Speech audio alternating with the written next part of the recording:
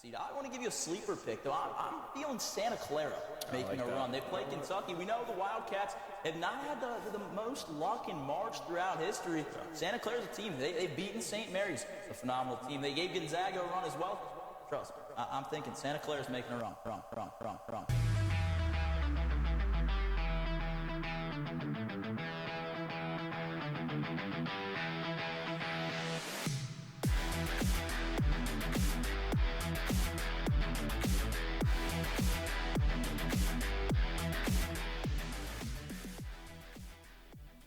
Welcome back into Titan Town Studios for this episode of Titan Town Sports.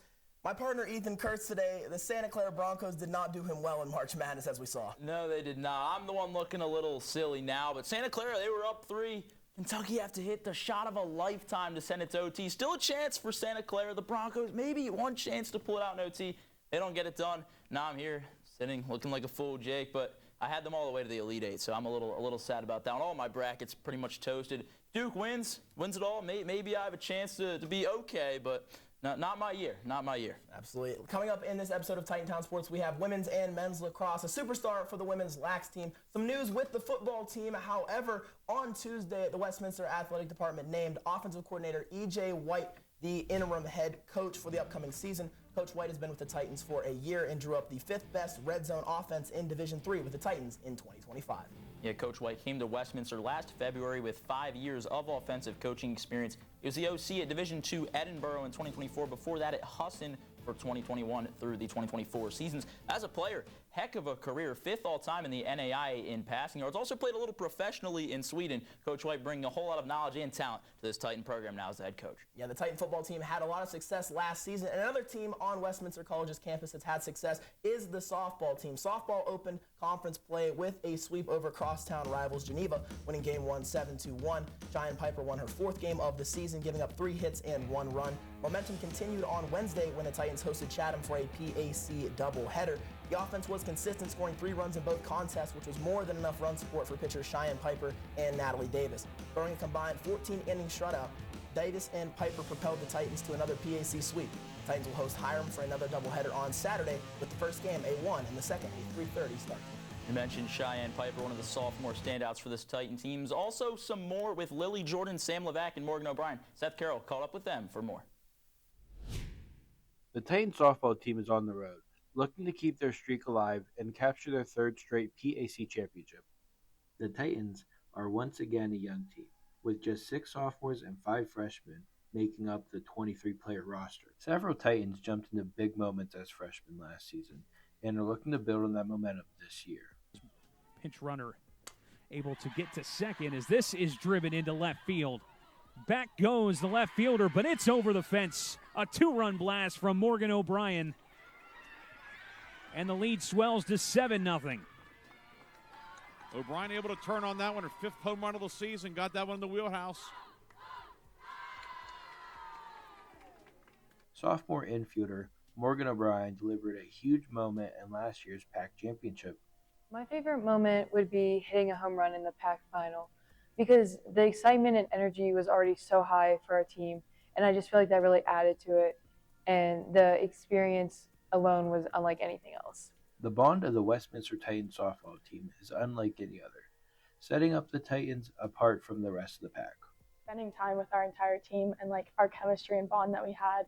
One of the moments would be before each of our games, we would all get in the same van and we would play music and dance around and loosen up so that we weren't as tense and we felt more like a team going out on that field together. Sophomore infielder Lily Jordan sealed the PAC championship, making the final catch in the last inning to secure the win over Grove City last season. I was able to make the last out, and just making that out and then everybody storming the field, all of our teammates celebrating together. That's a memory that I'll cherish with me forever. Champions with a 7-0 victory over Grove City. While the team has experienced players, they're focused on making sure the incoming freshmen are ready for whatever comes in their way. Coming off a PAC championship last year as a freshman definitely helps us as a team better prepare our current freshmen for these high-pressure situations that we're in. Especially being a sophomore this year, we're still considered younger on the team, so I know all the feelings and the nerves that these current freshmen have. and there's a lot of expectations, high expectations for our team. So just being able to be a leader to them and help just calm their nerves and encourage them to do their best. Not only does this mix of youth and experience make them stand out, but the Titans play for the team, not just for themselves. We're just so tough to beat because we're such a team-first team. We put each other before ourselves, and we're just so supportive and encouraging of each other. And we're always focused on the betterment of the team rather than playing for ourselves. We want each other to succeed. And I think overall that just leads to our success in general. Play at the plate, not in time. It's a 2-run RBI single. I'm Seth Carroll. Let's send it back to the desk.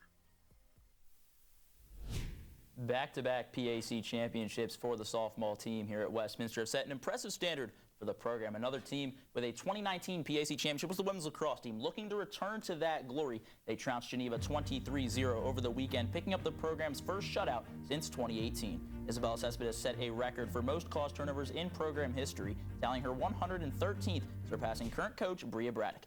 The Titans offense was driven by senior Julia Ravazza with a hat trick and 3 assists to go along with it.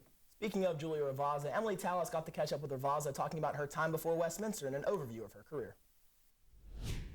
The Westminster Women's Lacrosse program continues to build a reputation for excellence powered by standout athletes like senior attacker Julia Ravazza. After spending her first 2 seasons at Felician University, Ravazza made the decision to transfer to Westminster College. A move driven by more than just athletics. Being far from home, she was searching for something deeper, a true sense of belonging and a team that felt like family. Transferring was mainly because I just didn't have a great team dynamic at my old school. Like, I really wanted like a family, especially because I'm from California. So I was in New Jersey before, and like when you're across the country, you have like your family's 2,000, 3,000 miles away. And so I didn't know I was gonna come here until July because I was just scared to transfer. I was scared of the unknown. But I just loved Coach Bria. I came on the visit and I met like Barb and like Lisa in like the library and like Kevin and everybody. And I just like loved everyone that worked here. And so I think I just knew, like my mom looked at me and she was like, if you don't go there, like you're an idiot.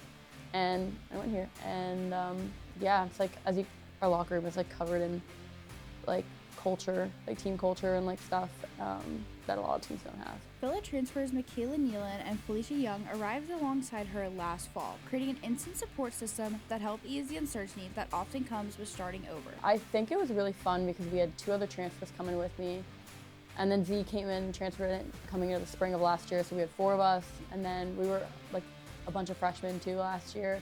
So like we're actually like a lot of more new players and like young players to the team. Like I think there's only like 3 seniors that have been here for all 4 years that are graduating. And so I think since a lot of people were adjusting, like we all just kind of like adjusted together. I think Issa does a really good job at trying to make sure that like everybody who's new has the chance to like hang out with everybody. Like she makes sure that like you're invited to do whatever.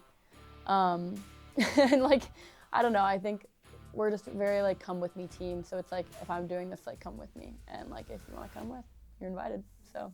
Ravazza's impact on the field has been undeniable. She highlights being named the 2024 to 2025 President Athletic Conference Offensive Player of the Year as one of her proudest individual accomplishments. On the team side, she points to their season-opening win against Marietta College last year as a defining moment that set the tone for success. I mean, I gotta give it probably to Offensive Player of the Year. That was pretty awesome. I, at my old school, never even got like a Player of the Week in 2 years, and it was just like really surreal. I thought it was gonna be like one of the girls from Grove City because they're a talented team. But yeah, I think that's probably like the thing I'm most proud of myself for. But I think overall, Marietta last year is probably the most proud I've been of our team as a whole, just because like that was just a great game and a great win for us. As the Titans push towards their goal of capturing a PAC title this season, Ravazza's focus goes beyond goals and accolades. More than anything, she hopes to leave behind a legacy not measured in statistics, but in the culture that she helped build, one rooted in connection, trust, and family. I think the legacy I want to leave isn't like statistics. I just want to like be able to leave and have my teammates who are like remaining here like miss me when I leave. I want to be remembered like obviously like for what I did for the program like on the field, but even more like off of it. I think I've really focused on that this year and like just like bettering myself under like times of stress and like trying to make sure I'm positive on the field just as much as I am off of it.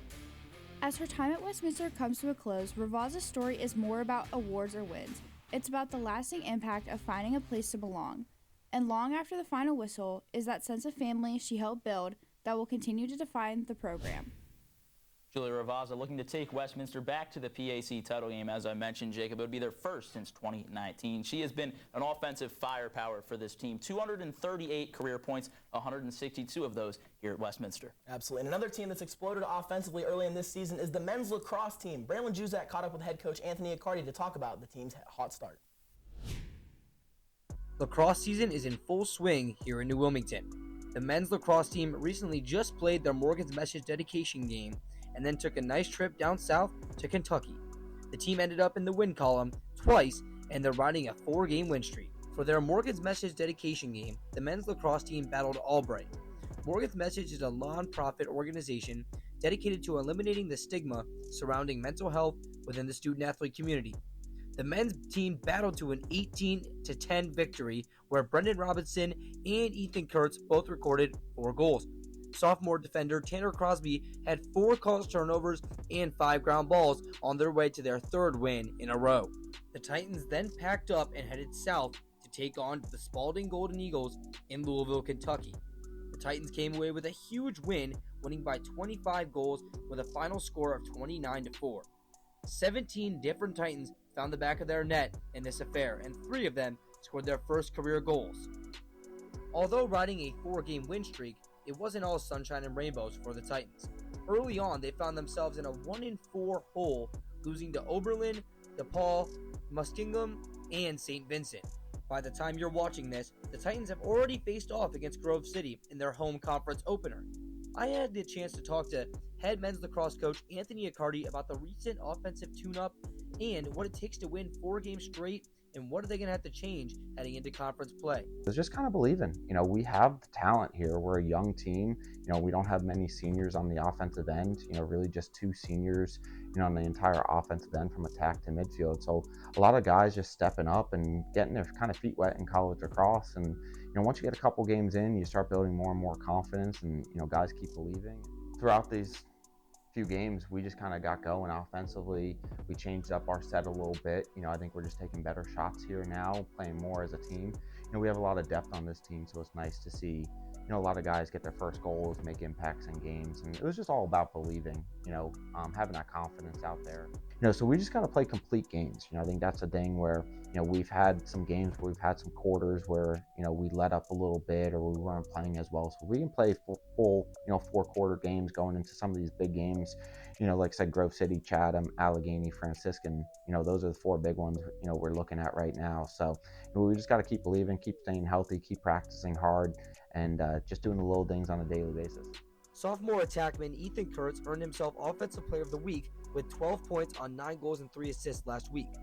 Sophomore faceoff Jack Steinley went 35 of 53, which is 66%, and earned himself Specialist of the Week. Let's see if the team can keep riding this high of a 4-game win streak and carry it all the way on to a PAC championship. For Titantown Sports, I'm Braylon Juzak, and let's send it back to the desk. Always great to catch up with head coach Anthony Accardi. You saw the men's lacrosse team exploding offensively over the last week. My partner Ethan Kurtz was named Offensive Player of the Week, and sophomore Jack Steinley was named Specialist of the Week. Heading into Wednesday against Grove City, the Titans were riding a 4-game win streak and got off to a hot start with freshman standout Brendan Robinson netting 2 goals quickly to give the Titans a multi-goal lead early over the PAC champions. Wolverines would not go away, however, scoring 5 goals in the second quarter to create some breathing room, ultimately taking the game and ending the Titans' win streak. On to the high school lacrosse scene. Jake Hickory off to a 4-0 start. Nate Chornicke with 25 goals and 2 assists. His 27 points lead the team. Now for a look over the entire high school sports landscape in Lawrence and Mercer County, it's myself, Ethan Kurtz, with the view from the tower. Why don't you do me the honors? Let's get right into it.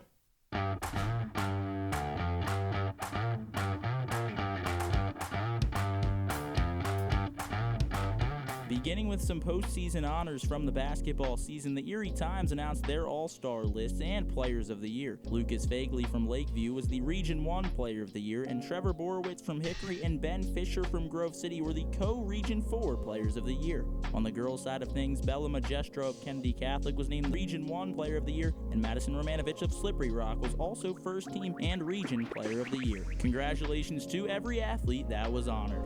Over to the Diamond. For the first time in 2026, Mercer Baseball beat Maplewood 10-3. Senior captain Cole Fisher was 2 for 4 at the plate with 2 RBIs and a home run. The Mustangs then met Grove City on Tuesday and once again were triumphant. In a pitching duel, only 3 hits were recorded across both sides, with Stellar Winder and Cam Woods notching the only hits for Mercer. The Stangs claim the 1-0 victory.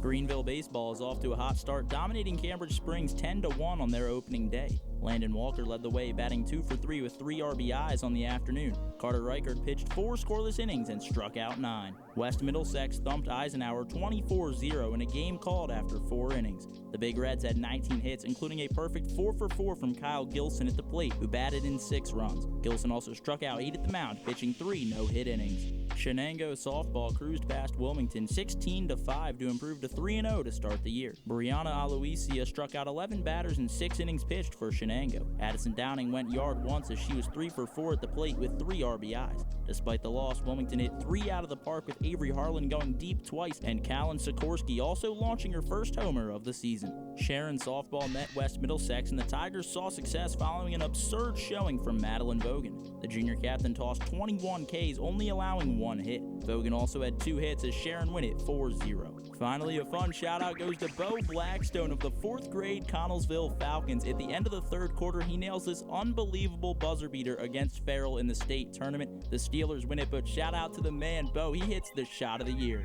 That's all for this week's View from the Tower. I'm Ethan Kurtz for WCN's Titantown Sports. Jacob, how about the shot from Bo? He got on SportsCenter Top 10 with the highlight play. End of the 3rd quarter, Connellsville lose to Farrell in the 4th grade state tournament, 24-19. But man, heck of a shot. That was just awesome to see. Yeah, I mean, absolutely. What an incredible shot from Bo there. Love to see him on SportsCenter. Great Absolutely, honors. 100%. Neshannock played in the PIAA 2A Girls State Basketball Championship. They met Berlin Brothers Valleys, a 55-39 loss for Neshannock. Jacob Walzer has the full recap. I'm Jacob Walzer, and since it's March, we're looking at a basketball team that had a great tournament run here in Western Pennsylvania. The Neshannock Lancer girls basketball team put together a remarkable season run all the way to the PIAA Class 2A State Championship game. Neshannock entered the state tournament as the WPIAL Class 2A champions, and they looked every bit of the part. In the opening round, the Lancers dominated Burgettstown, cruising to an 80-26 victory with lots of defensive pressure and a high-powered offense. The Lancers had 4 players in the game, tallying over 10 points. From there, the Lancers kept on rolling. In the second round, Neshannock battled Penn's Manor and came out on top 60-53, pushing their overall record to 23-3, extending what would become a 20-game win streak for the Lady Lancers. Seniors Jaden Nogue and Peyton Newman combined for 40 of the Lancers' 60 points in the game. And if you have followed this team for the last couple of years, you know there has been lots of success on the court for the Lady Lancers. In the last decade, the Lancers collected some hardware, including 3 WPIAL championships in 2019 and then back-to-back in 2021 and 22, including the 1 state championship back in 22. Moving on to the PIAA quarterfinals, Neshannock faced Kennedy Catholic, the same team that knocked them out of the tournament the previous year. This time, the Lancers flipped the script. Senior forward and St. Vincent commit Peyton Newman delivered a massive performance, dropping 29 points and going 9 for 10 from the free throw line. Senior guard Jaden Nogue sealed the deal with a clutch 3-pointer in the final minutes to close out the game, helping Neshannock secure a 61-56 victory. This game also marked a milestone for 46-year coach Luann Grybowski. She has been at Neshannock for the last 17 years, and her experience has led her team to the playoffs for 15 of her 17 years in the red and white. Here against Kennedy Catholic, she earned her 800th victory in her career. When Coach G was asked about the achievement in getting a historic win, this was what Coach G had to say. I told the kids I'd give up all $7.99 to win the night. Total team effort, and all 8 kids to play. Yeah. You know, Miesel came off the bench and did good. Kane came off the bench and played some good minutes. Matty Arrow. and I've said that from day one. We need everyone plus every kid we practice against. But the Lancers still had business ahead of them to take care of. In the semifinals, Neshannock took on Bishop McCourt, the 2025 state runner-up. The Lancers fought hard despite team sickness in a tight matchup, as junior leader Ainsley Allison and senior leader Peyton Newman both collected their 4th fouls early minutes into the second half. Lancer freshman Lily Kane hit a pair of threes late in the game to seal the deal as the Lancers pulled away to a narrow 61-57 victory. This earned them a spot in the PIAA Class 2A state championship game. At the Giant Center in Hershey, Pennsylvania, Neshannock faced a powerhouse in Berlin Brothers Valley, the defending state champions. The Lancers fought hard, but Berlin controlled the game from the start. Despite 14 points from Peyton Newman, Neshannock came up short, falling 55-39 in the title game. Coach Grybowski had this to say after the loss in the PIAA finals. Oh, I'll take it. I mean, I said I'll go to battle with these kids any day of the week. There's no shame in losing to that team. They are very, very good. That's part of the process. Like I said, we didn't expect to be here, you know? Yep. And we are, and we played great through the quarterfinals and the semis and to get here. And we lost to a very good team. Looking to the future, senior forward Peyton Newman finishes her career as the 5th all-time leading scorer in Neshannock women's basketball history. As of now, she will be competing here in the President's Athletic Conference next year for the St. Vincent Bearcats. Senior guard Jaden Nogue is committed to play softball for the Kent State Golden Flash, teaming up with her sister Erilyn, who was just the Player of the Week in the Mid-American Conference last week. Lastly, senior guard Nina Medor plans to attend the University of Pittsburgh to pursue a degree in nursing. Overall, a remarkable run with a resilient group and a Lancer community that rallied behind them every step of the way. Congratulations to the Neshannock Lady Lancers on an unforgettable season, and now sending it back to the desk. An incredible run there from Neshannock all the way to the state final. Congratulations to those ladies and their coach on an incredible season, one to remember for a lifetime. A very incredible season, Coach Luann Grybowski, with over 800 career wins now. Unbelievable milestone. Jake, now let's name our high school athlete of the week. It's Kyle Gilsen from West Middlesex. He was 6 for 7 in the last 2 games at the plate, 9 RBIs. Also pitched 3 no-hit innings and threw 8 strikeouts. They're calling him Kyle Shoei Otani Gilsen for his ability to do it at the plate and pitch. He's really a do-it-all guy for West Middlesex. Yeah, a two-way player is as rare as is, but a two-way player doing it at that level, 6 for 7 at the plate and that amount of strikeouts is crazy. Absolutely it is, Jacob. Now, let's also name our Titan athlete of the week. It's Shelby Rambo. Absolutely. Shelby Rambo, high school alum of mine from Crestview High School, senior Shelby Rambo named Field Athlete of the Week in the PAC. Rambo was a 2-time winner at the Marty Pushkin Invitational, racking up wins in the discus with a 40.19 meter throw and the shot put reaching a throw of 12.41 meters. Rambo and the Titans are slated to split their teams, with half traveling to the Carnegie Mellon Invitational and the other half to the Tim Weaver Invitational, hosted by West Liberty. Absolutely, Jake. It is opening day throughout Thursday and Friday. Also Wednesday with the Yankees playing the Giants. We mentioned some high school baseball. Now to talk a little professional. If you have an early World Series favorite, who would it be?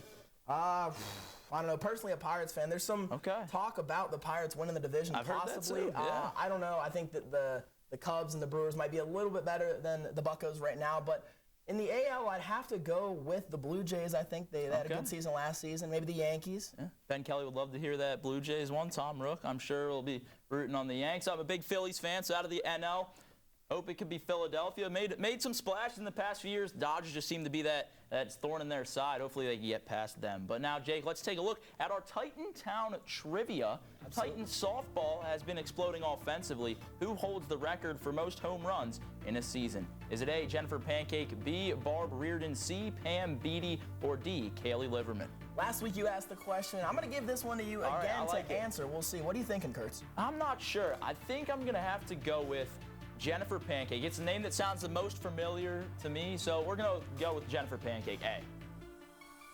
Let's see what we've got. Oh, and we got it. Let's go.